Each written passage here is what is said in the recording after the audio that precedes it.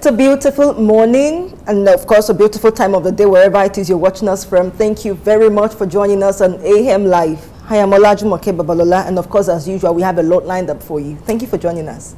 And of course, really, we do have a lot lined up for you this morning on AM Live. I am Precious Amayo. Thanks for joining us. Now, there are big stories, of course, in Nigeria. You've heard of the Ebola outbreak. You must have also heard that now if over 1,000 people have died of meningitis in 23 states. If you're Nigerian, or whether you're Nigerian or not, as long as you're African, you do know that President Muhammadu Buhari at this moment is in a UK hospital receiving treatment, and he has transmitted a letter to the Senate saying he will be out indefinitely. Now that has caused a lot of uproar in Nigeria. Nigerians have been asking to see him just to know that he's doing okay. And then there are also issues around the cabal in the presidency. So many reports, false reports, and counter reports going on in the media, and especially on social media. But the United States government and the UK government have come out to say they support the acting presidency of acting President Osinbajo, saying, look, we think he's going to carry on with the legacy of President Buhari, just until he returns. Exactly. Well, a couple of days, it's over a week actually, that the president left the shores of this country, particularly left May 7 this year, for further medical checkup, and he said this is going to be indefinite. His return will be determined by his medical personnel, and of course the vice president has been in the acting capacity since then, and he's been doing a well coordinating the affairs of the nation. The major task he had to deal with, being the first, was to oversee the Federal Executive Council, which held last Wednesday. And well, Nigerians have always believed in his ability to coordinate the affairs of the country. The president also showed very clearly that he had confidence in acting President Yemi Osinbajo. But away from that, we have representatives of the UK Embassy in Nigeria, Rosal Brooks, who's a spokesperson for the US Embassy in Nigeria, and of course Joseph Habuko, who is the spokesperson also for the United Kingdom High Commission in Nigeria, who have said, speaking on behalf of the government, we are very confident in the ability of the acting President Yemi Osinbajo to continue the fight against corruption. They believe in his ability, and of course, well, if you as a Nigerian have doubted the ability of acting President Yemi Osinbajo, you have every reason now to believe in his ability. Of course, he just recently signed the 2017 budget, which we believe its implementation is ongoing. But again, because this is a government that's inched upon a fight against corruption till the last, you can express your confidence over again, work with him towards fighting corruption till the last, basically. Okay, one of the things that we know about the acting president is that he's very active. We've seen him before in motion. I mean, when the president was out for about 49 days between February and March, he was the one who took over the affairs of the nation and the economy. And we saw how he dealt with the Niger Delta issue. So I don't think that anybody at this moment should be saying that, oh, look, we have issues with the capacity or the capability of the vice president. And the funny thing is that we are now having to look up to or wait to hear from international communities to say this is how whether we believe in your presidency or we do not believe in your presidency. But let's take a break now, and when we return, we're going to continue the conversation on AM Live. Just stay with us.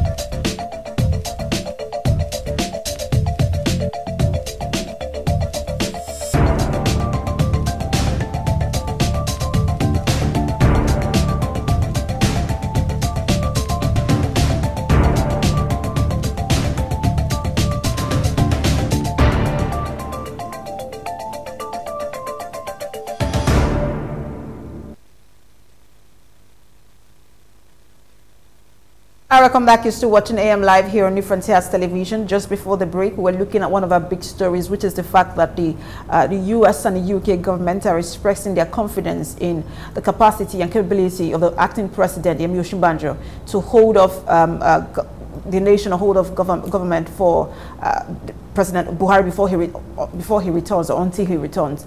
And you know, just before we took that break, we were also looking at the fact, I was talking about the fact that it's kind of funny for us to be looking up to a foreign government to tell us that our acting president is capable. These are elected officers, not necessarily officers that we didn't. It's not like they were picked on the road, or it's not an appointed office, it's an elected office. And for it to be an elected office, you must have confidence in the people you are electing before you elect them.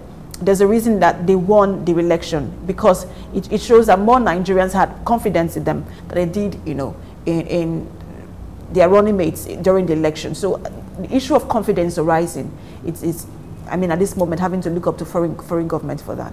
You know, well, it's quite funny sometimes when we seek approval from some foreign governments, international societies, communities, to believe in ourselves, even as a country. But again, we will see the bilateral relationship that's been for a long time, of course, since time immemorial, if I could say that, between the US government, the UK government, and of course Nigeria. And well, it would be like, this is a fight against corruption. It isn't something that you are going to be doing by yourself. It isn't something you set out to do it by yourself. We decided to be partners with you in this fight. And it would probably be their way of saying that though the president isn't around, is not going to be around for a while, we're going to be working with you as partners. It isn't just about our work with the president towards fighting corruption till the last, but we understand your capacity as the acting president, and we're willing to do everything. But again, we're showing confidence in you. So fine, Nigerians can be a bit funny to seek confidence, to seek approval from some other governments before they can actually show confidence in their own government.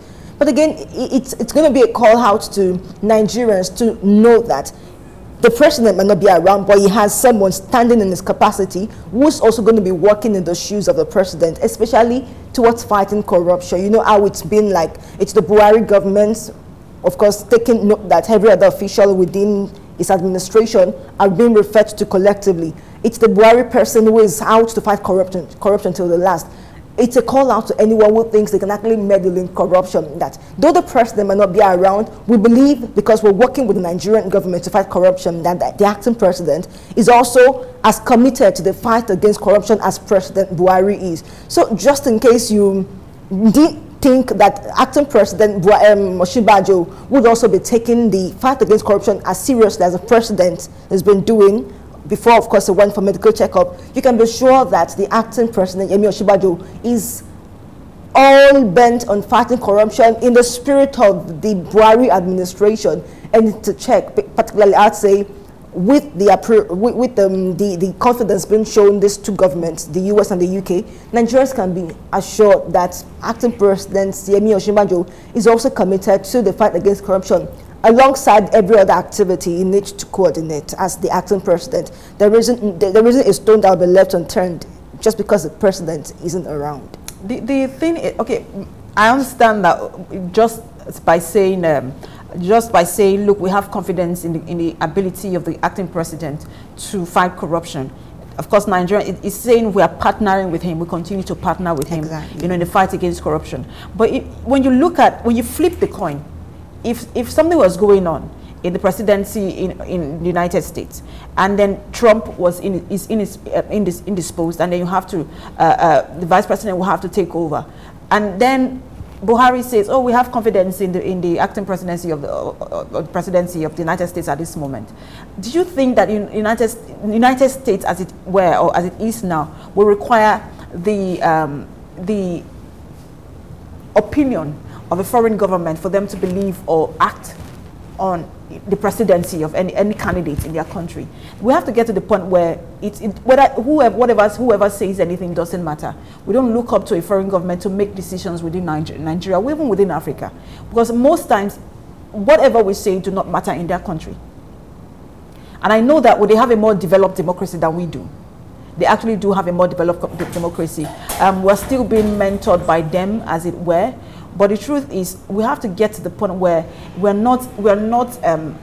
our decisions are not based on religion, and is not based on ethnicity, is not based on political party affiliation. We believe that irrespective of wherever you come from or whatever you practice, I know that this person can do it, and I'm going to give my support to this person. And that's my own point. I know that, of course, it's a good point for the United States to say, we are doing this because, of course, they are doing that. And then it shows partnership. It shows that we believe and we're going to continue to partner with Nigeria.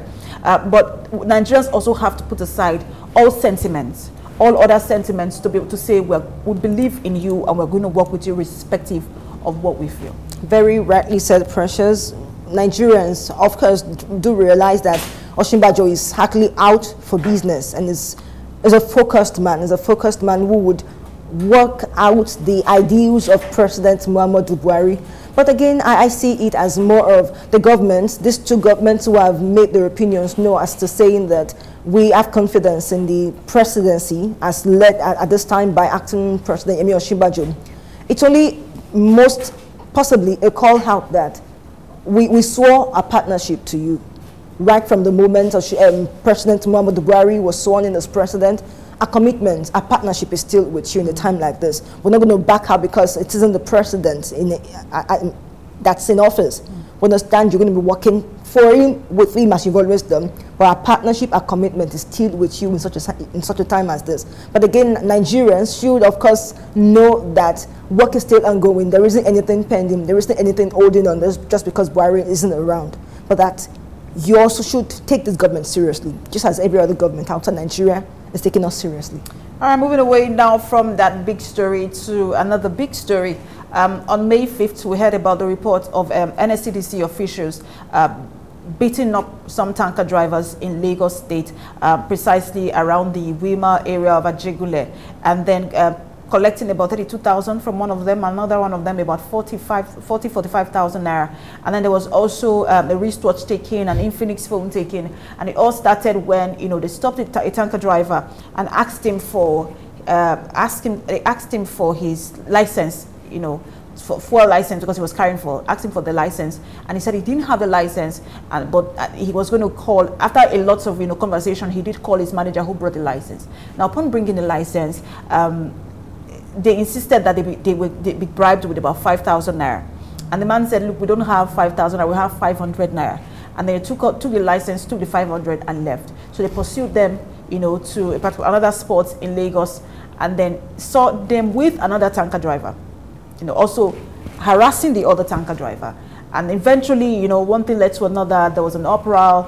They beat up the two tanker drivers, and so the tanker driver and the manager collected 32,000 from one, 40,000 from the other, a phone, and then a wristwatch. And then there were reports that, you know, they kept shooting at them and as they ran away. Now the NSCDC itself, the command has indicted they call them rogue NSCDC officials, and sent the reports to Abuja. And it's a call to, you know, we say this all the time, even for, we talked about soldiers the last time, it's a call to as security officials and security agencies to actually put the lives and properties they are meant to protect first before personal interest. Now, I find this a bit ridiculous. Now, let's look at the fact that NSCDC in itself is supposed to be a security and civil defense corps. Now, it's supposed to protect civil persons. But again, we're seeing the fact that you're in uniform and you feel you have every right to accost anybody and demand anything from them just because you're a person of authority, also being abused by the set of persons. Initially, we thought it was something particular to just the military, but we're seeing it spill out of just the military into even the NSCDC and, of course, several others like them. And even the police force. Even the police force. And, of course, I'm seeing an issue of overlapping of functions, of duties in this regard. You're supposed to be out there protecting civil persons, but you're asking for a license, the permit as a way to have a tanker convey petroleum. You asked for that. As far as I am concerned, it isn't within the jurisdiction of the NSCDC to demand search. Now, they didn't even try to deny your demand. A call has been made, the manager brought license. But again, it isn't just the fact that you went out of your boat to demand what you shouldn't have demanded based on your office. You went out to ask for some bribe. And we just talked about corruption. Exactly. It only means that it isn't just something that's limited to government officials, of course, the government officials themselves, but we think it's just the politicians that are guilty of corruption. The whistle is being blown on seemingly blown on people within politics, but a whistle has been blown, as far as I'm concerned, on these kinds of persons, and a call has been made out. We should be conscious of the fact that the fight against corruption isn't something we limit to just the political circle, but it's a good thing. It's encouraging that the officials, the management in themselves, have indicted these persons, suspended them, and a report will be sent to the headquarters. But we don't want to see it stopped at that point. We want to see that a level of how do I call discipline is built in these people who do not see the fact that the wear uniforms has any opportunity to harass civilians, as an opportunity to act in the capacity that isn't within the jurisdiction. But basically, sorry, but there's something about the uniform. There's something about the uniform. I think you don't. People act like you'd act normal. And I use the word normal in terms of you don't oppress others when you're not in the uniform. It's difficult for you to oppress others. It will require power and money for you to do that. But once you're in a uniform, irrespective of whether you have power and money, it just looks like you can oppress anybody with this uniform, and people really start to do that. Even the humblest of men really start to, oppress others when they're in the uniform. And it's something that we need to also there has to be a reorientation within our security agencies. You are there to protect lives and properties. And the Nigerians also need to start educating themselves when it comes to who does what and who doesn't do what. The jurisdiction of every security agency, Nigerians need to educate themselves, because the truth is there is something that the FRSC can ask you for that the VIO cannot ask you for. They all have their jurisdiction. There is something that police officers can ask you for that the FRSC cannot ask you for. Everybody has their jurisdiction. When there is armed robbery going on, you don't call the FRSC person. Definitely, you call a police officer. When there is issues between Nigeria, and when there's insecurity between Nigeria and any other country, you don't call the police officers. You call the military men. So there are issues that there are jurisdictions, and Nigerians need to start understanding these jurisdictions. Just in case somebody asks you for something that is not their jurisdiction, you can say, that is not your job. I was actually going to talk about that. We Nigerians, civilians, tend not just to understand the laws and the context in which it should exist, it should operate. But even if you knew, you couldn't possibly defend yourself. Because everyone is scared. Because you're scared. So we really shouldn't be in a country, or we shouldn't run a country where you're afraid of defending yourself. You're afraid of teaching the uniformed persons. I respect the fact that you're a uniformed man. I'm aware of what you do to protect me, but this isn't your office. This isn't what you should be asking me for. If you did that, you could be accused of not respecting them as a way. You could be accused of not doing the needful at that time. But again, as much as we call out for Nigerians and every Nigerian to understand the law and how we should operate and how we should be used, we're also asking for the people who should uphold the law, to understanding that you have a right, but your rights is limited to a particular context. And like they say, your rights ends where another's begin. It's particular also to the operatives of these uniformed persons. We understand the fact that it could be probably an emergency. Find you at that moment work in the capacity of someone else. We've seen civil defense perform the duties of every federal road safety. And then we appreciate you then. But in a context where you are outrightly not refusing or not allowing for the right of the other person, then it's a call basically to understanding that you're crossing your bounds. We're hoping that the likes of the Toyo Oyinloye, the manager who brought the documents, and the tanker driver out there who have been harassed will get justice.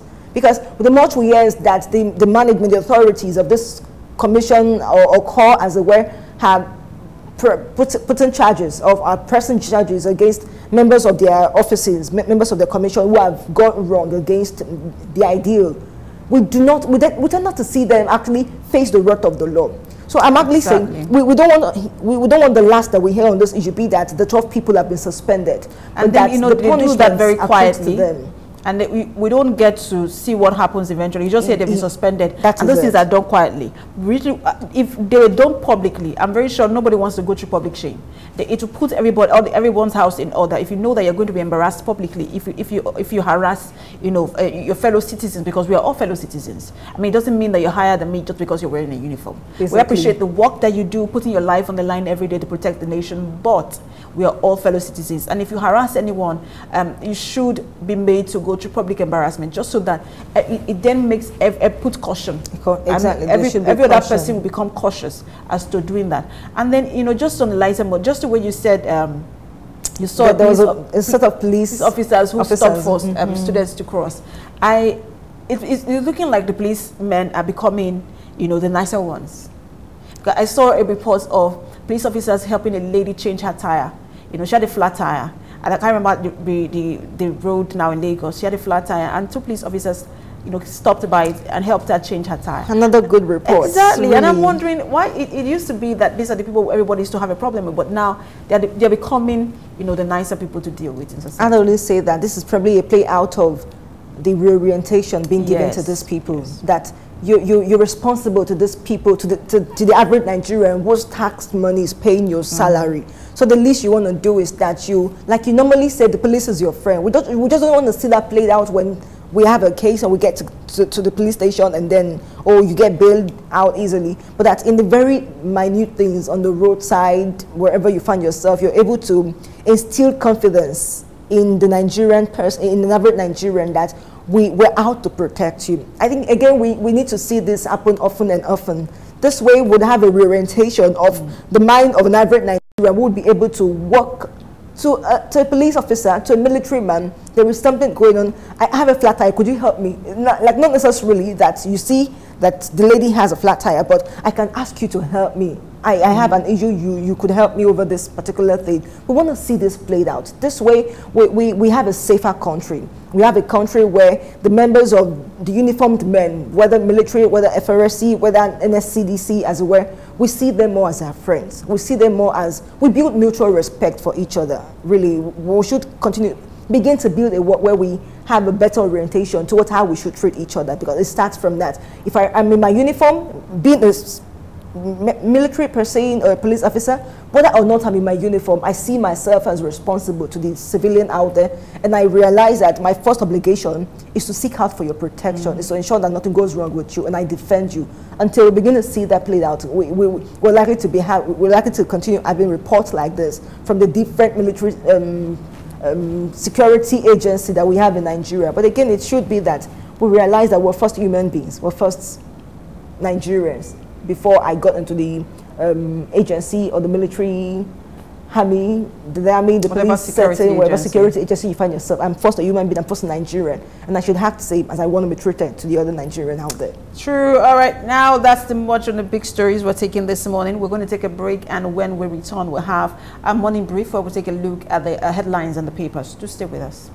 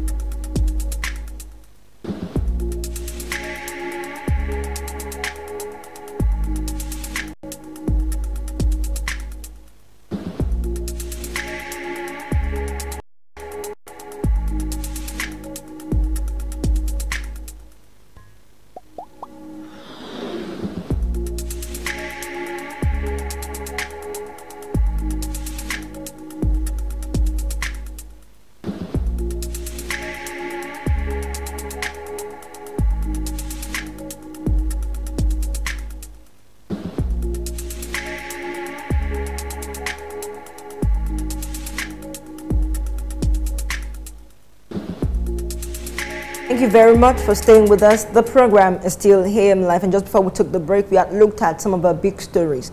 Away from them, we're looking at some other stories, but from the papers this morning. On the front page of the Punch newspaper, the major headline reads, Sergei Sarab Kakol berates Saraki for attacking EFCC ICPC.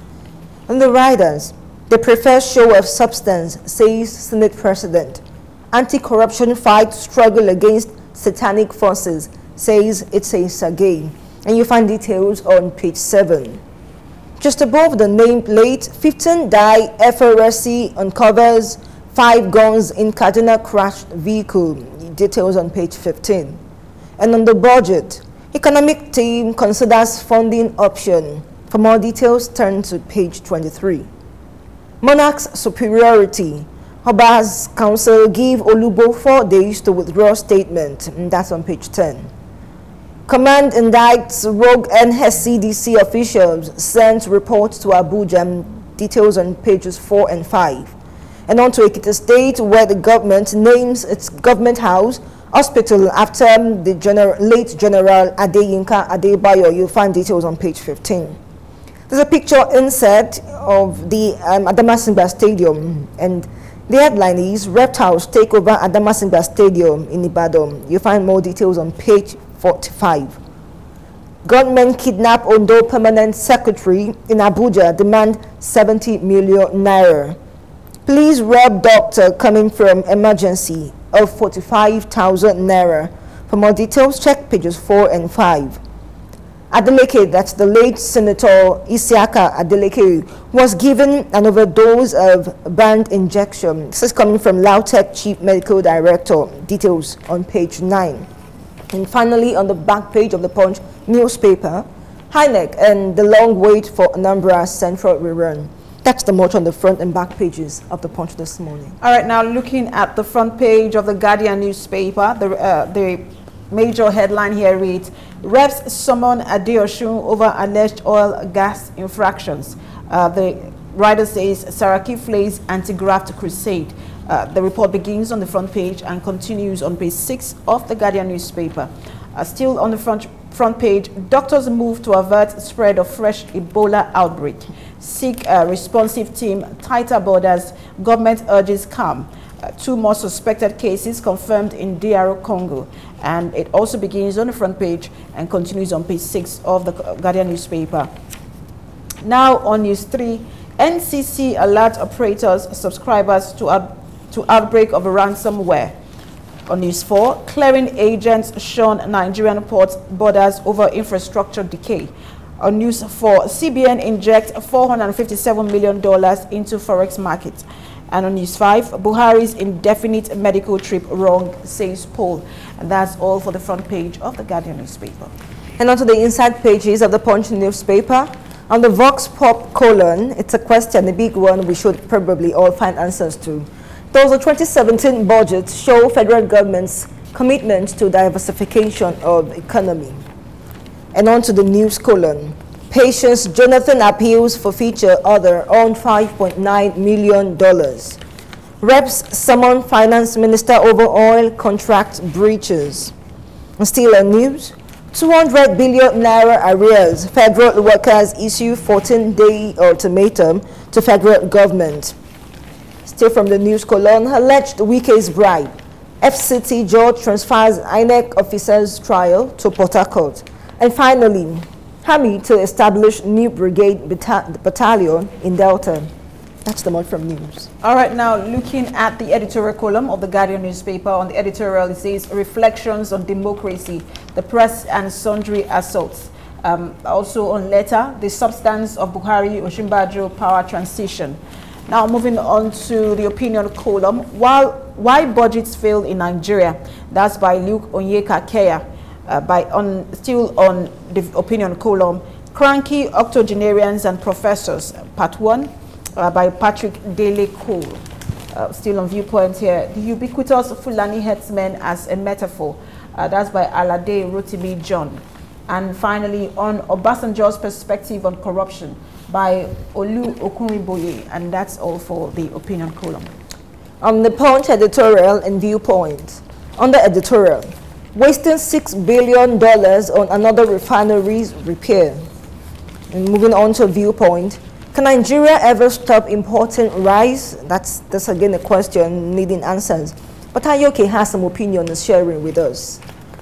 By Azuka Onwuka, pedophilia, beware of men of God, others. And finally, from Viewpoint, thoughts on the future of northern Nigeria. All right, now looking at Guardian Business column, capital market experts caution on equities investment, say market rally can't be sustained on weak economic policies. Still on Guardian Business, Heritage Bank, Triton acquires 22 billion naira. I'll take that again. Heritage Bank, Triton acquires 2 billion naira facility to create jobs. Still on Guardian Business, expert threat as 398.1 trillion naira in infrastructure shortfall threatens development. Stallion louds Buhari's agri agenda, eyes increased rice output. Consolidated Hallmark offers investors 120 million naira dividend. Forum to address transportation logistics challenges. Wema Bank posts 54.25 billion naira gross earnings, 2.59 billion naira profit.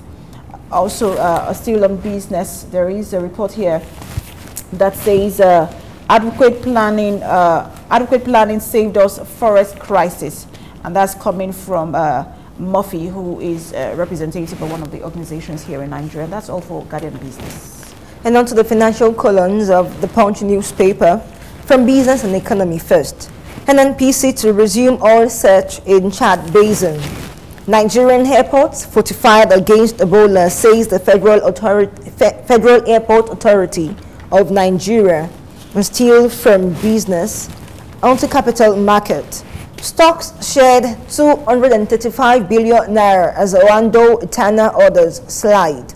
First Bank moves to grow small medium enterprises capital.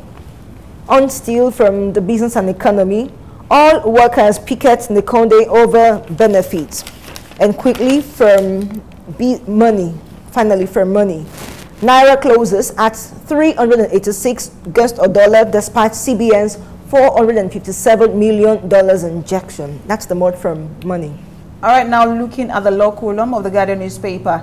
As economy gets more sophisticated, work of legal professionals will get more complex. Still on law stories, president should not be pressured to resign over ill health, says Idigbe. Lawyers need business skills to run successful companies. Still on the law column, I didn't forge my WAEC certificate, says Ube. Foreign alliance will improve legal services in Nigeria, lawyer affirms. And still on moving away from law column, but now looking at economy. The complacent economy is an opinion by Feyi Faweyimi. On the forgotten side of the electricity policy, that's by Nonso Obikeli. And on issue education that makes a difference, that's by Omagushe Baru, and that's all for all of that column. Now to some interesting headlines from within the information technology column. Ransomware isolates affected systems. Federal government advises MDAs, others. Nigeria running on imported technology. This is something coming from the National Office for Technology Acquisition and Promotion, NOTAP. And still from information and technology, Lagos begins installation of free Wi-Fi at parks. And finally, Nigeria's space ecosystem good for global participation. This is coming from Ericsson. All right, now let's look at some world reports here. Spread of global cyber virus lows, fears remain. Second Ebola case confirmed in DRC, that's Democratic Republic of Congo. Macron appoints Republican Philippe French new prime minister. UN restarts Syrian peace talks. And finally, EU backs away from China's modern Silk Road trade plan. And that's all for world reports. On to Punch Higher Education, JAM reschedules UTME in Ogbomoso, Oyo State. And as fraudsters sell fake questions for 200,000 naira. This is still a headline related to the JAM matriculation exam, which is ongoing. FUTA denies suspension of registrar. Sokoto to upgrade School of Health Technology. That's the motto from Higher Education. All right, now looking at Guardian Sports, Kelechi Uwankali named Arsenal's most outstanding loanee. Onyema describes Niger as home of Nigerian cricket. MLMTP Tennis Premier League ends May 20. At NPFL mid-season review, clubs plead for tighter league fixtures. Still on sports, no goalkeeping crisis in Super Eagles. Rufai assures Nigerians. Shiny Stars, The Rock, others qualify for national final in Lagos State. Nadal's Madrid victory adds lines to record books. Oshomole praises Obaseki for keeping faith with Okpekpe race. Sky Sports, okay, sorry, not, there's something I saw, okay, yes, this is the funny one. Something about, remember when Joshua Anthony, who won the match, he had a funny, they just reiterated it there now, he had a very funny conversation with one of Ghanaian's football player, where they were talking about between Nigerian jollof rice and Ghanaian jollof rice, and then Joshua Anthony reiterated that Nigerian jollof rice was better. And I keep wondering why that is a conversation even among celebrities who, you know, maybe keep going on and on and on about it. Maybe because the vice president himself had the platform, the Just Conclave platform, did say that indeed is confirming that the Nigerian jollof rice is better than any others in Africa. Exactly. All right, now moving away from that story, Guardiola lists Iheanacho in Manchester stickler out. Emmanuel and Nosoregbe seek redemption as seats dominate GSL Open. And finally, South Africa's new coach, Stuart Baxter, wants to beat Nigeria. Are we going to allow that? Well, that's left for us to prepare. And on to Punch Sports. I'm taking this headline again. I took it from the front page because it's a reflection of how we seem to be neglecting our heritages. Now, reptiles take over at the Masiba Stadium swimming pool. This is something we really could be generating some revenue from. Yes. On to Calabar now. Calabar tragedy. Lagos moves to survey viewing centers. Enugu Assembly unveils plan for Tokyo 2020. And still from Punch Sport, Usain Bolt helps dig friend's grave. Wow. And on to Chelsea. Chelsea defender eyes English double. GSL Open Nigerians in bad start. So we could have a good finish. No Bafana coach warns Eagles. And finally, Ronaldo targets title at Celta. That's a more from Punch Sports this morning. Okay, looking at the issue around the stadium rather, the two stadia in Ibadan. One of them is the Liberty Stadium, which is that of the federal government. The Adamasingba Stadium, which is that of the state government. The funny thing is that the Adamasingba Stadium is always in use compared to Liberty Stadium that is, you know, hardly ever in use. And to see that it's always in use for the NPFL, you know, Premier League here in Nigeria, but nobody cares about every other part of it, whether it's for, if you're looking at the main bowl, which is for athletics and then for football, what about the other part of it that is used for other sports that is not necessarily within the main bowl? Those parts of it should also be taken care of. Like you said, it can be used to generate revenue. And also, just as I make an opinion on what you said, it's only again a reflection of the fact that we seem to concentrate more on just some selected sports. Football, athletics, and the rest of them. Swimming is also a very good sport. It is. If your state would raise very young chaps in this sport activity, that place, the swimming pool in the Damasingba and every other swimming pool in every other, what that Liberty and Damasingba and private swimming pools would be utilized. And I hope that report gets to the table of the Commissioner of Sport and that of the Governor as well, and something is done quickly. Exactly. We're going to take a break now to bring you a report on food prices by our correspondent, Temitope Oladikbo. And after that report, we'll go straight to our newsroom for the morning news. Do stay with us.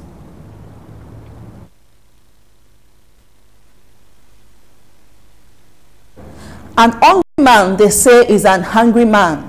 Every day we have to make decisions about what kind of food we want to eat and what kind of nutrition every food product we provide.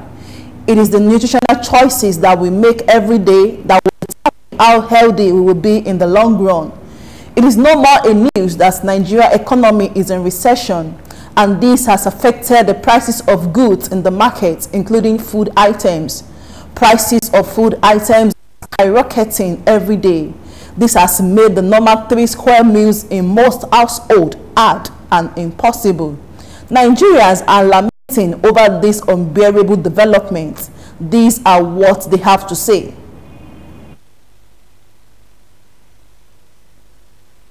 Nigerian people, please, to help we poor people, they are suffering. We need help. People are dying, suffering, poor people die in many places. So let them look money for us to help, even to make our market to come down. Look at rice. Since when I come in this one, I have not ever seen rice, selling rice 20,000, selling beans 25,000 naira, selling oil 1,000 per bottle. Please let them help poor people so that we will not be suffering. Look at stockfish. You can't see stockfish again in the market. Before I can buy like 5 bags of groceries. Now I cannot buy even 1 bag. So let them help we poor people so that we can be able to cope in this Nigeria, please. Even if they can know how to lend people money, if they can start learning all these poor people money so that they will be making it all this market money so that we can cope up to pay with like others, so that we know our children will be going to school, making it.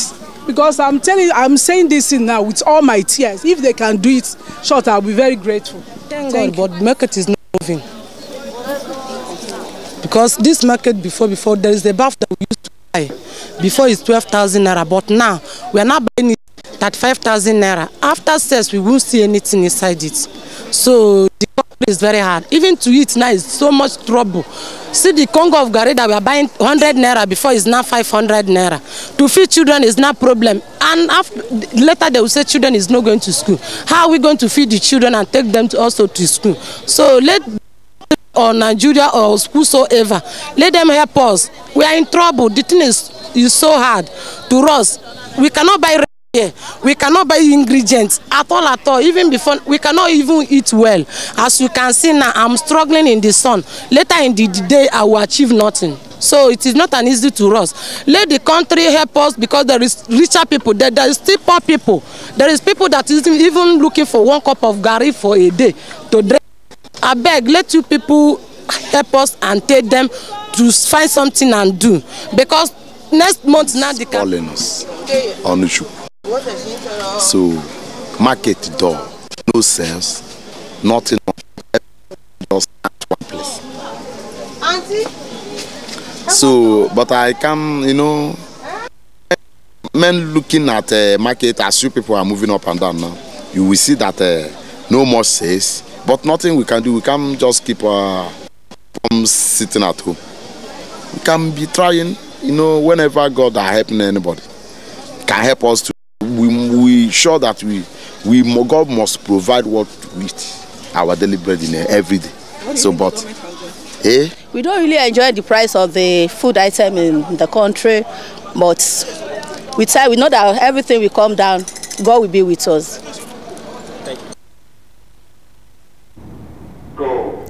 The hope of every Nigerian is that the 2017 appropriation bill of 7.44 trillion naira passed by the National Assembly will galvanize economic growth and pull the economy out of recession and bring down the prices of food items for people to afford the 3 square meal. I am Temitokbe Oladipo reporting for New Frontiers Television.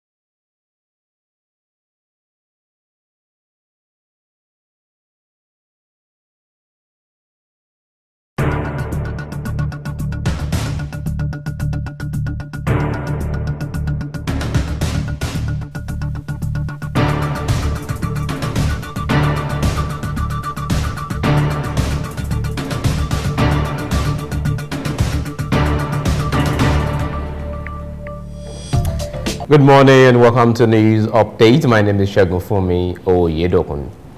The economic management team, led by the acting president, Yemi Osinbajo, has considered the funding option available for the implementation of the 2017 appropriation bill passed into law by the National Assembly last week. The issue was one of the major items on the agenda of the meeting, which was held at the Vice President's conference room inside the Presidential Villa in Abuja. The senior special assistant to the acting president on media and publicity, Mr. Laolu Akande, disclosed these in a series of messages he posted on his Twitter handle. Akande assured Nigerians that with the discussion at the meeting, the implementation of the budget will be seamless once it was assented to. He said ministers and the governor of the Central Bank of Nigeria, CBN, Mr. Godwin Emefiele, also attended the meeting. President of the Senate, Bukola Saraki, has taken a wipe at the federal government anti-graft agency, saying they prefer showmanship. He said this was the reason why the agency had failed to ensure conviction of suspects in courts. The anti-graft agencies in the country include the Economic and Financial Crimes Commission and the Independent Corrupt Practices and Other Related Offences Commission. Saraki said these are the presentation of a book, Antidotes for Corruption, The Nigerian Story, written by the lawmaker representing Kogi West Senatorial District, Senator Dino Melaye. The Senate President who wrote the foreword of the book was among prominent Nigerians who attended the public presentation in Abuja. The chairman, Kano State Public Complaint and Anti-Corruption Commission, Mr. Mohuyi Magaji, has said that the agency has achieved 80% success in the investigation of the alleged misapplication of 6 billion naira by the Kano Emirate Council. Magaji in Abuja said the commission had also recorded a watertight case against the Emirate Council over the allegation of financial misappropriation. He, however, said that the commission suspended the probe to avoid a crisis of concurrent investigation with the State House of Assembly and the possible litigation by the interested parties.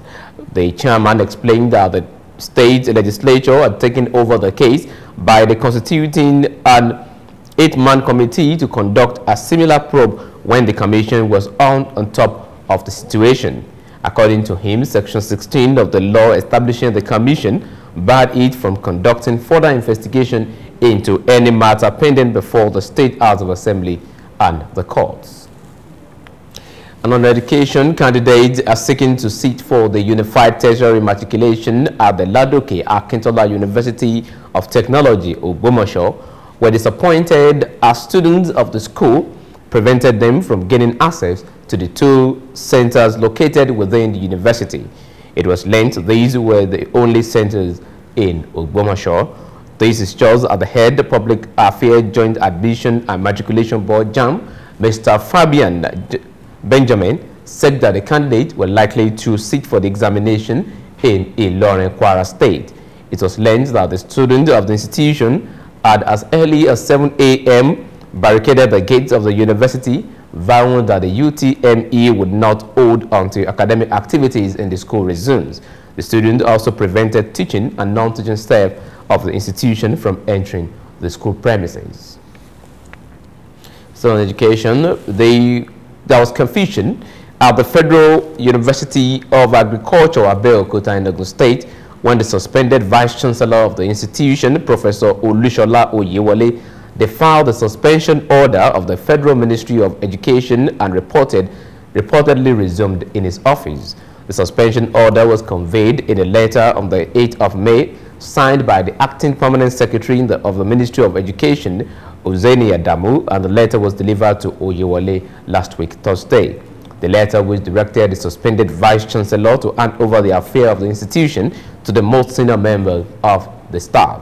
The embattled Vice-Chancellor on last Friday, in compliance with the suspension ordered by the ministry, handed over to Professor Oluyemisi Oromolese, the Deputy Vice-Chancellor Academics, who was the most senior academic staff member of the university. Oyewole, however, shocked the institution's workers and students when it resurfaced and went straight to his former office and began performing official functions undeterred. Nigerian electricity supply has risen by 11% in the past 1 week as electricity generation companies, GENCOs, Transmission Company of Nigerian TCN, and Electricity Distribution Company, DISCOs, strive to provide adequate power to consumers. The supply, which stood at 3,425 megawatts a week ago, has risen to 3,811 megawatts last Saturday as operators continue to build their capacity after this recent system collapse. However, reports have shown a slight move to 3,877 megawatts as against the previous record with the lowest regeneration at 3,763 megawatts. In a similar vein, the country's power generation has peaked to about 4,351 megawatts on Sunday. Despite the marginal increase in investigations, shows that many consumers continue to live in darkness as the current supply shows 8,989 megawatts below the nation's 12,800 megawatt estimated daily national demands. The Federal Airport Authority of Nigeria has declared that all measures adopted in the year 2014 to curtail the spread of the deadly Ebola virus at the airport across the country has been adequately fortified. It's also assured passengers and other users of their safety at the nation's airport following the World Health Organization's recent announcement on the outbreak of Ebola in the Democratic Republic of Congo. The acting general manager, corporate affairs, Mrs. Eriati Yakubu, said adequate measures had been put in place to prevent the reoccurrence of the Ebola outbreak in Nigeria. It was exclusively reported that the additional personnel, terminal scanner, and sanitizers were deployed in the country's two major international airports by these measures to forestall any other rounds of Ebola outbreak in Nigeria.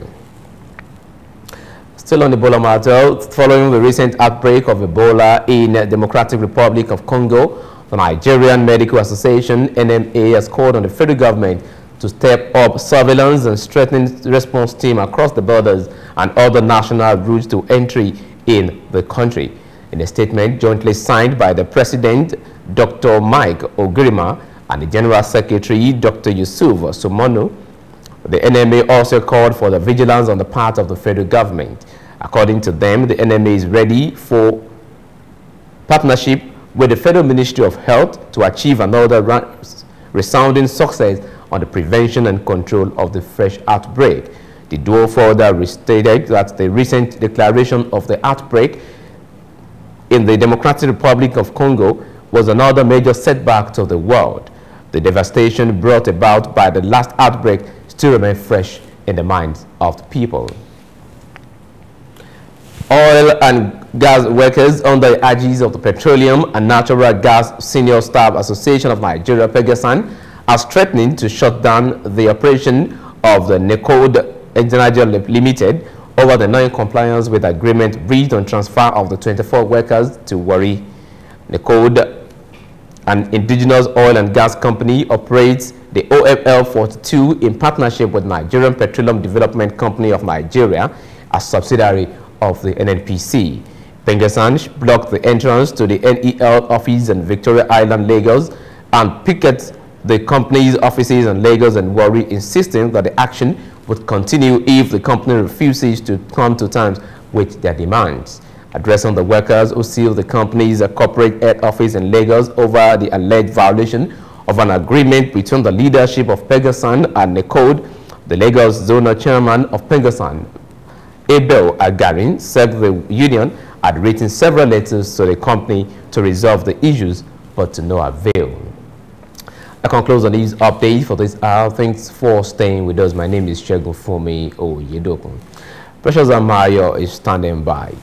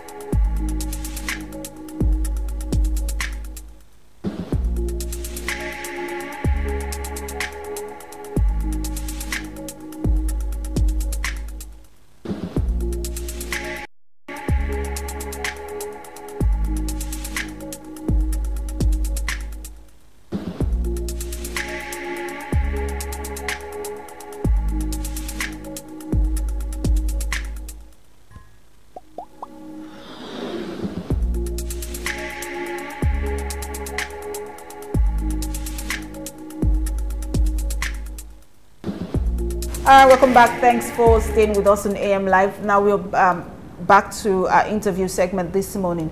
One of the things right now, one of the big stories on the news is the issue of the re-emergence of Ebola in Democratic Republic of Congo, and that has sparked a lot of fear in neighboring countries and even in Nigeria. The Nigerian government is currently taking in precautions to ensure that we do not have another episode of Ebola in Nigeria. But what about other African countries who do not have what it takes to protect themselves? And why was there a re-emergence? We know that between 2014 and 2016, there was an epidemic of Ebola in Liberia, Guinea, and in Sierra Leone with about 11,300 deaths. But for about 18 months now, the WHO has said that, you know, these countries are Ebola free.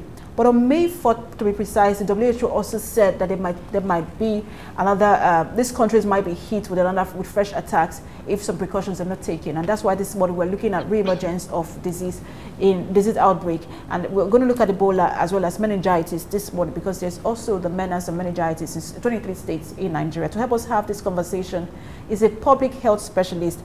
She is speaking with us this morning on both topics. Hi, she is Jumoke Adako. Thank you for joining us this morning. Thank you. Good morning. Let me just ask you, when you heard about the re-emergence of Ebola in Democratic Republic of Congo, yes, were you surprised, or was it like, oh, we knew it was going to happen?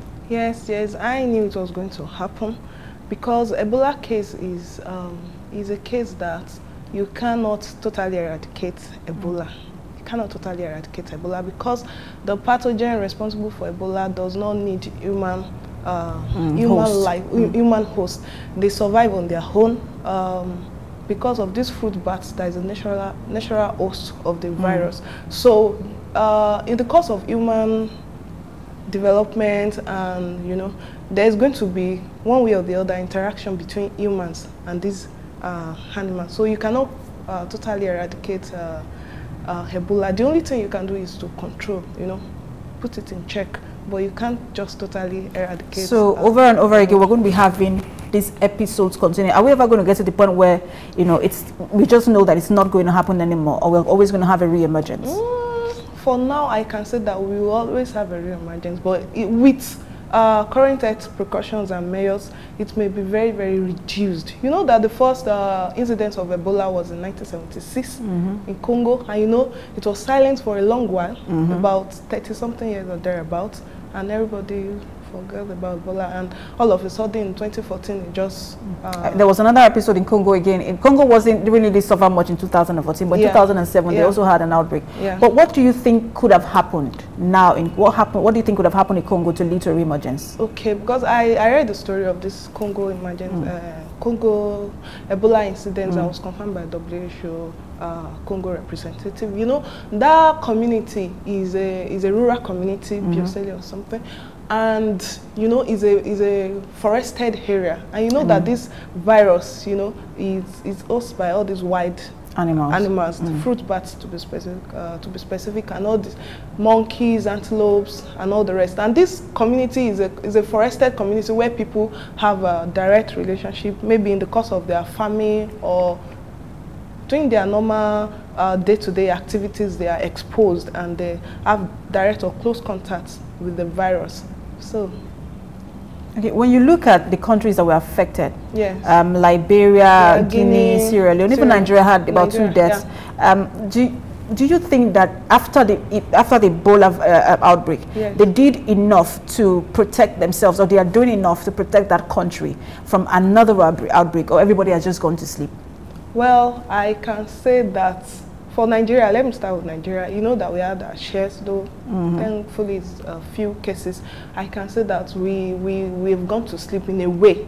We've gone to sleep in a way, although there's this that occurrence is fresh in our memories, but I can say that we've gone to sleep in a way, because the current health system in Nigeria is still needs a lot. You know, we still have a lot to do regarding current Nigeria health system.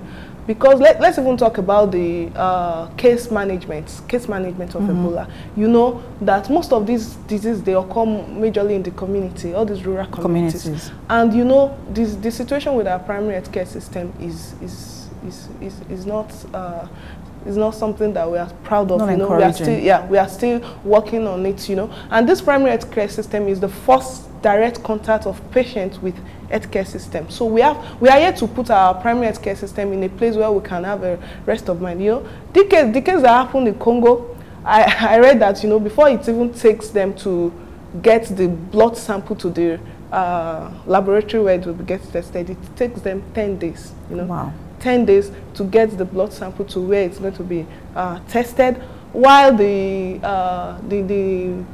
patient or the victim and the brother that was going with the victim, the patient, and even the motorbike rider, you know, in their innocence, they are moving. Everybody's susceptible and vulnerable. Yeah, the three of them are dead presently. You know, so in Nigeria's system, we are yet to get to that level where do we even have the required PPE in place? You know, personal preventive equipment.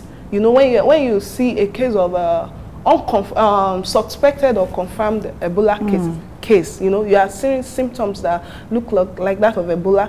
Do you have the PPE in place? Just imagine what our PHC look like in the community, much more in the rural areas, you know. Do we have the PPE in place when they have this case of Ebola or even meningitis, you know? There is nothing like that in place, you know. They have to move before you even get them to the facility where they can be attended to. It takes a lot of time, and in that process, people are in contact with them, and the disease keep on spreading, you know. So for now, I can say that our health system will still have a lot of things to do, especially our primary health care system, you know. Okay, we will get into, because we'll get into that, the issue of primary healthcare system, and we begin to look at the issues around meningitis. But when you look, there were a lot of reports criticizing the WHO, and then the United States Health Department, and criticizing them for their response to the Ebola outbreak and what they've done so far to ensure that there is no repetition. Do you think that when you look at the intervention of international communities, do you think they did so well in helping out with the Ebola outbreak and ensuring that there is no re-emergence? I want to say that they did so well. They did so well. You know, there may be room for improvement, but with what we have seen and read, I can say they did so well. They've done so well, rather, you know. You know that presently there are some vaccines in place that a lot of Ebola vaccines in pipelines, clinical trials of Ebola vaccine in pipelines, you know, that we are looking at. They are still looking at it. There are trials. It was tried in Guinea during the last outbreak. Although some critics have their concerns about the methodology of the trial, you know, but at least then it was able to curtail the incidents, the Ebola incidents, in a way. So I can say that the international community, the development partners, WHO, CDC, and other humanitarian development agencies, they have tried and they can still do more. So what aggressive, when you look at neighboring countries, Nigeria is already trying to put some things in place, but countries that are already susceptible, like Liberia, Sierra Leone, Guinea, even Mali was also also susceptible. When you look at neighboring countries, what can they put in place? What aggressive measures can they put in place at this moment to ensure that they don't also have, it doesn't spread to their countries? Thank you very much for that question. You know, in public health, when you're looking at preventions are in three ways. You know, there is primary prevention, secondary prevention, and tertiary prevention. For now, I think the focus should be on the primary and secondary prevention. The tertiary prevention is a prevention that look at the measures directed at checking deaths, recoveries. You know, when the incident has happened, and you're trying to save people from dying, from disease, from disability, or from getting people to recover, like when the incident has happened. That's in the tertiary prevention. But for now, because we are trying to take proactive steps, you know, towards spread of the Ebola case, I will say that for now our focus should be on primary and secondary prevention. And in primary prevention, you talk about measures taken to ensure that you are not exposed to risk factors that will predispose you to the Ebola disease, which is human-to-human transmission, bodily fluids contact, direct or close contact with bodily fluids of an infectious person. So at this point, I want to emphasize more on hand washing. You know, hand washing is like a do-it-yourself vaccine, you know, and it saves a lot. It helps a lot in prevention of disease, not just Ebola, you know. But generally, and especially even for Ebola, it's one primary way of preventing disease, you know. But I found out that, you know, the environment that enable people to wash hands is somehow limited, you know. We don't really have that enabling environment, you know. Even in the urban, what is a typical hand washing environment? What will it be like? In a typical hand washing environment, you are supposed to have hand washing basins accessible to people. You don't have to go to the restroom before you have access to a basin, you know. Shopping malls like ShopRite, all these urban banks, you know, where people have close contact with people, like all these ShopRite, the banks, there should be a wash hand basin for people to be able to, you know, wash their hands, you know. You don't have to obviously look at your palms or your hands that are dirty before you wash hands, because you are trying to prevent germs, you know. Even when you, sorry, just to comment, how often should that be? How often should people wash their hand? Because can you overwash your hand? Is there a duration? Is it between hours, or, you know, just once a day and that's enough? I would say you cannot overwash your hands. You should continue to wash your hands anytime you feel there is a need for you to wash your hand. When you shake people, you visit people in the hospital, even if you don't know if you do not touch them. Maybe you go to the hospital to pray, to visit friends, patients. Coming out of the hospital, even in our UCH here, you know, there are no facilities that encourage people to wash their hands. And in an hospital environment, there should be an open place where there are wash hand basins for people to be able to, you know, wash their hands. So hand washing is very important. It's very important. Yeah. Apart from hand washing, what else can people do to begin to prevent? I know Nigeria, for example, is already thinking of, oh, let's protect the airport, let's protect our borders. Yeah, but for individuals now, we also have to take care of ourselves. People travel a lot. Yeah. So what precautions can they take apart from hand washing? Okay, it is also good, our respiratory personal prevention, you know. It's good to go with your handkerchief when you sneeze, you know. Well, this Ebola is bodily fluids, including your saliva, your sneeze. You know, when you sneeze, there are some fluids that come out. You sneeze, you cough, you know. Try as much as possible to use your handkerchief during just sneeze out. You know, all these things, they are uncontrollable actions. But notwithstanding, you should try to move with your handkerchiefs to cover, even when people are sneezing, and try to protect yourself. Then it is also important to avoid direct or close contact with people's bodily fluids like blood, spittle, saliva, you know. Just try as much as, maybe, you know, in some cases you want to help people in danger or in problems, you are exposed to their blood, you know. You are supposed to be cautious. Maybe somebody had caught a child or something, you want to try to help that child. Once you know that you have exposed yourself to that kind of thing, after taking primary prevention of washing your hands, you are even supposed to visit a health facility and discuss with them what you've done, so that they can take necessary precautions. That's for Ebola. We're going to take a break now, and when we return, we'll look at issues around meningitis. And now, over 1,000, Nigeria has recorded over 1,000 deaths in 23 states across Nigeria, and that's forming the basis of our next conversation. Do stay with us.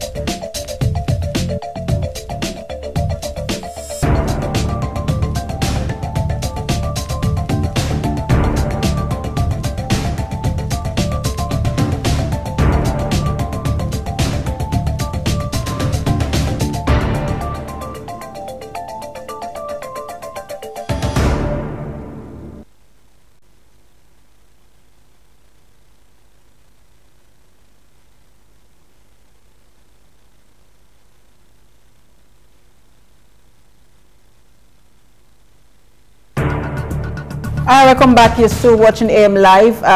so far we've been talking about re-emergence of disease outbreak. We've looked at Ebola, which just re-emerged in the Democratic Republic of Congo, and now we're looking at meningitis. We know that for meningitis, there are about 13,420 cases so far, and of those cases, they're spread across 23 states in Nigeria, and we've recorded about 1,069 deaths so far, which is very sad, because this is not the first time we're having meningitis outbreak in Nigeria, but it looks like this particular one is an epidemic, and there are states that have been declared epidemic states. States like Zamfara, Sokoto have been declared as epidemic states. And we're still with Jumoke Adako, a public health specialist, to help us continue this conversation. Nigeria has had, this is not the first time we're having meningitis outbreak.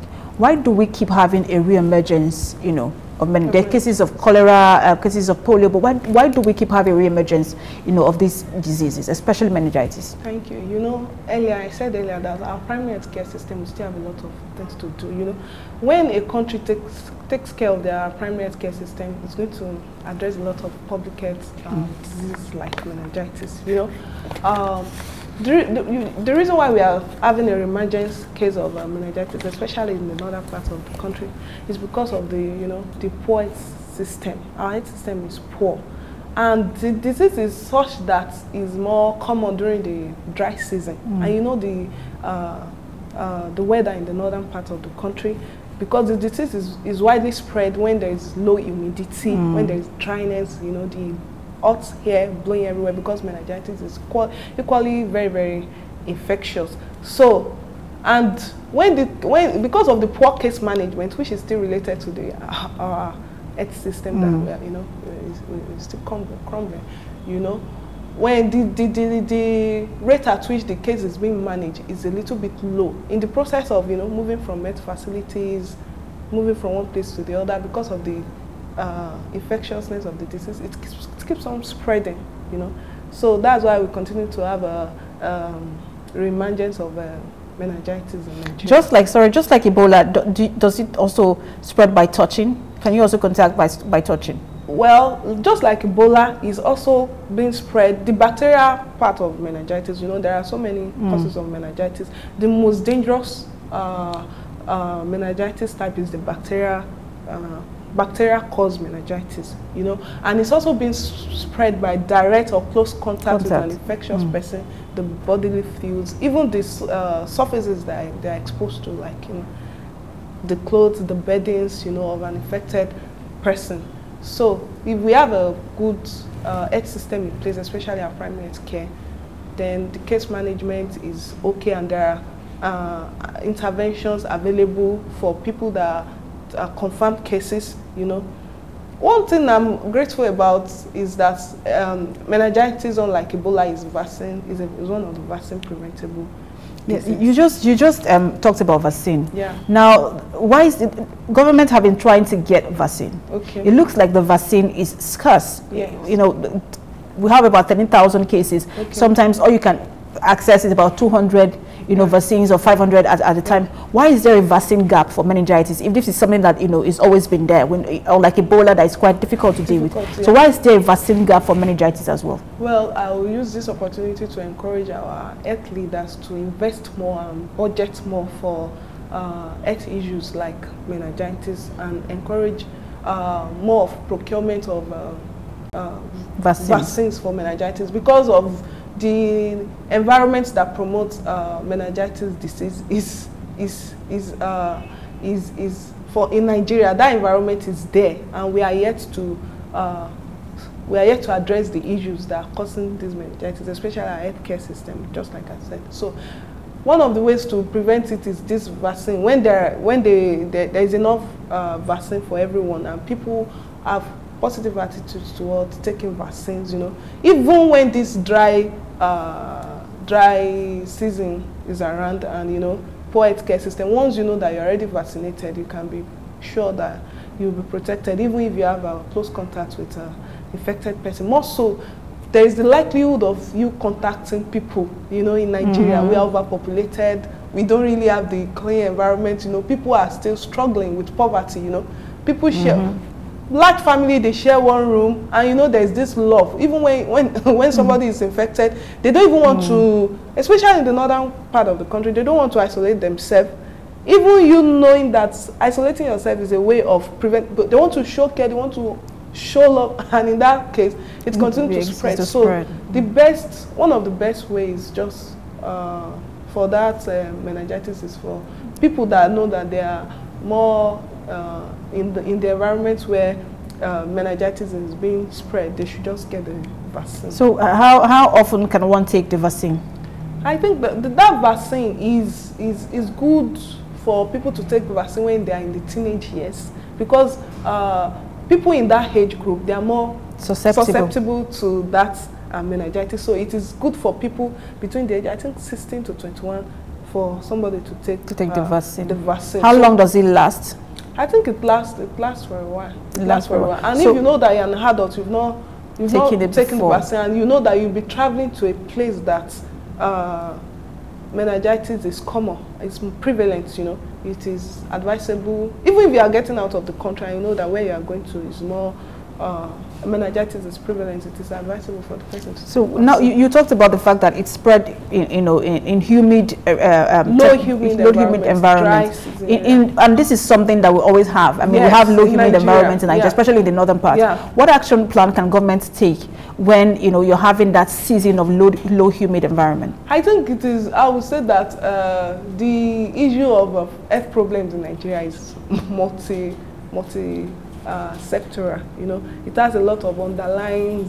I mean, one problem leads to the challenges. Other. Yes. Number one is this poverty issue. You know, the housing scheme, the way people live their lives. You know, when you see the way people live, just like I mentioned earlier, you know, the people that shares one room, the housing structures, they are not in place. I think they should put good housing structure in place for people. Then there should be water everywhere. You know. There should be water, and then even the incidence of meningitis now is not only in the northern part of the country, there are cases in the southern part because of the heat. The heat, and you know, the electricity is still very poor in Nigeria. You know, people, they run on generators and the like. So I think it is important for us to develop our power sector so that people have a good standard of living.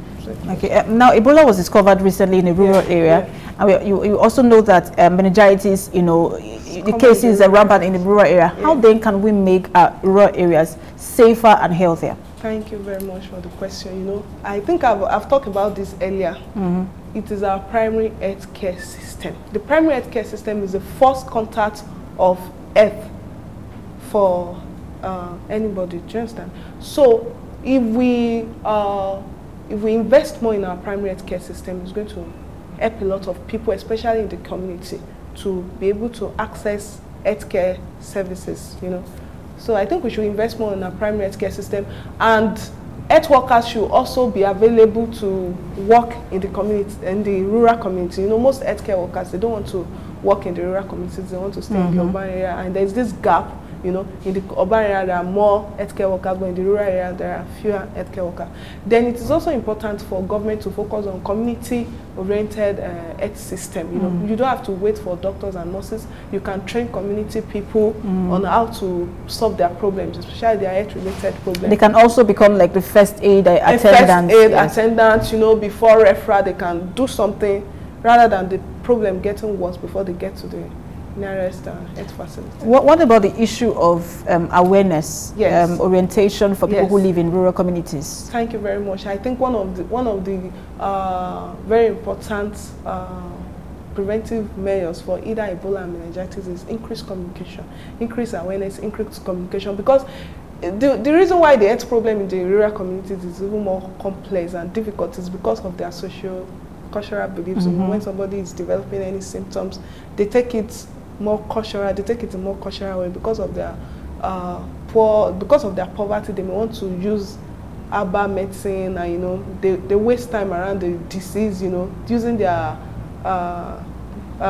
beliefs to address the problem rather than, you know, taking the right precautions. So I think that it is very important. Community engagement is very, very important for either Ebola or meningitis or other health issues. So I think community engagement is very important. You talk to people, all these old women, responsible people in the community, to increase awareness and information about the. Okay. We keep hearing about re-emergence of diseases like meningitis, cholera, polio, diarrhea in Nigeria. Yeah. And apart from primary health care, because again, these things also happen in urban communities. Yeah. What rapid intervention programs can government put in place to ensure that they do not become widespread outbreak eventually? Okay, I'll still continue to emphasize on communication, health education, health promotion. You know, thank God for social media now. We are now in the urban setting, you know. People access their Facebook more than, you know, it's mobile. The information and communication is mobile everywhere. So I want to say that it is good for government to leverage on this social media to increase communication on health issues, even as little as, you know, just continue to spread the message. People access their social media, the WhatsApp, the Facebook, the Twitter, you know. They should continue to spread the message. That's why the primary prevention, the basic things that they can do to prevent the disease, I think they should focus more on communication. Okay, just to inform people who do not have an idea of what meningitis is, just so they know and how to protect themselves. What are the signs and symptoms, and then how can they protect themselves? Okay, meningitis is a viral. It's not only caused by virus. It can be caused by virus, bacteria, fungi. But the main, the most dangerous meningitis strain is caused by bacteria, and it is the infection to the, there's something they call meninges, you know, that protect the brain and the spinal cord, you know. When this the bacteria, you know, infected that part of the brain, it becomes inflamed, you know, and, you know, it starts affecting the person. So the symptoms is high fever, you know. People start to have high fever, then they have headaches, you know, very similar to sore throats and stiff neck, you know, because of the brain and spinal cord, you know. So these are the symptoms when you are getting high fever. But in Nigeria, you know, people try to, when they have fevers or all these symptoms, they think it is malaria, and they continue to treat themselves for malaria because they believe that everything is malaria. Thank God for rapid diagnostic tests for malaria now to ensure that your fever is actually caused by malaria. So when you have fevers, when you discover that you're having fever, high temperature, sore throat, stiff neck, muscle, joint pains, you know, just go to the nearest health facility for checkup and for laboratory diagnostic of what is actually happening to you. Then, just like I've said and said over and over, that we should try to maintain proper health hygiene, you know, by getting enough hair, you know, wash your hand and try to protect yourself, you know, from direct contact with people, you know, because you don't even know the people that you have contact with every day. They may look fine and fresh, but you don't know what they carry, you know. And they may not also know what they carry. They may not even know what they carry. So we have to be careful, you know, and try to maintain proper hygiene. And because you mentioned that when people have, when they have fever, the first thing that comes to their mind is malaria. And most people who even think they have malaria don't go to the hospital. So they don't go to the hospital. They don't go to the hospital. We have a culture or habit of going to a chemist or a pharmacy to buy drugs. What would you say to people who always, you know, buy drugs over the counter? Thank you very much. You know, in Nigeria, we have a very poor medical seeking behavior due to many factors. Religious beliefs, poverty, and all sorts of factors, you know. People just believe that. And the stress of going to, let me be factual here, you know, when you go to health facility, you have been taken from one protocol to the other. You go register, after registering, you move to lab, you know. But when you get over the counter, very close to your house, they attend you as fast as possible. So these are some factors, so many factors why people, Nigerians, why they have poor medical seeking behavior. But I want to say that it is not really advisable, because self-medication is not even good. You have to know the source of your disease before you start treating. Diagnosis is very important. It's very important. You can't afford to continue to assume. You know, in Nigeria, we assume a lot. When we have anything, we assume a lot. But it is very important for you to know, get to the health facility, get to the real problem, do the right diagnosis, do the right thing. Once they know that, it's even part of all this Ebola and what is it called? Meningitis. Part of case management, you know. When you know the source of the problem and everything is happening fast, you can quickly contain it and the spread will be also controlled. But you know, just like I said earlier, there is a very broad, so many factors, you know, that affect all these health issues. So I will advise people to stop self-medication. They should go to the hospital. They also want to encourage our government to make accessing health facility easier. You know, it should be something that you want to do. You know, it should be of less of stress. You know, and there's another issue with it. There's this poverty issue. But I believe that people do access private healthcare even at. They do. When it gets critical, people eventually end up in the hospital. Yes. So at the end of the day, it's just about making it accessible for people. And friendly. Friendly. What do you mean by friendly? You know, when some health workers, they have attitude maybe due to work pressure, and even the hospital environment should be a place that you don't have any negative attitude towards going. Some people, they don't even like going to the hospital because they said they smell the environment of sick people. But you know, there's a way that will make our health facility friendly, attitude of healthcare worker, you know. Okay. Thank you very much. It's just to let me allow you give a final word to people who are scared at the moment, because there are people who, since the announcement of the Ebola outbreak in the Democratic Republic of Congo, there are people who are basically scared. Will he come to Nigeria? Will he not come to Nigeria? And then there's also the issue of meningitis. People who are also worried about. People travel a lot, so people are worried. How do I protect myself? What's your final word to those set of people? I will start by saying fear kills. You don't have to fear, you have to take steps, you know. Nothing is going to happen if you do not take steps. You are just afraid, and that fear alone can kill.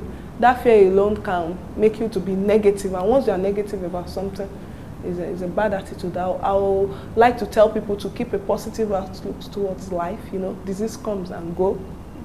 You know, it's part of the world trend, issues that happens, and we should be positive about it and try to take the proper precautions, protect yourself, and wash your hand, cover your nose, and try to get fresh air and eat well so that you get good immune system. That's also very important. When you have a very good immune system, you are less prone to disease, you know. So people should just allay their fears and be positive towards life and take proper health precautions to avoid all these diseases. Thank you so much for joining us this morning. Thank you for coming. We'll be speaking to Jumoke Adako, who is a public health specialist, and so far she's advocating and you know, speaking to governments around the world, not just in Nigeria but around the world, to pay attention to primary health care and establish primary health care centers as a way to deal with a re-emergence of disease outbreak, especially those that are quite prevalent. It is also advising that as an individual, you have a duty to protect yourself, and one of the ways you protect yourself is to ensure that, first of all, you maintain proper hygiene. Wash your hands. When you hug people, when you go to the hospital, ensure you wash your hands. And avoid contact with people as much as you can. And then keep good personal hygiene. Then she also said that you should avoid over-the-counter drugs, self-medication. First point of call is to always go to a hospital so that proper diagnosis can be done for whatever problem or health challenges you might be facing. That's the most we can take on the show this morning. Thank you so much, Jumoke, for coming. We're going to go on AM Live now. We'll be back tomorrow with a fresh conversation for you on AM Live. I am Precious Amayu. Enjoy the rest of our programs.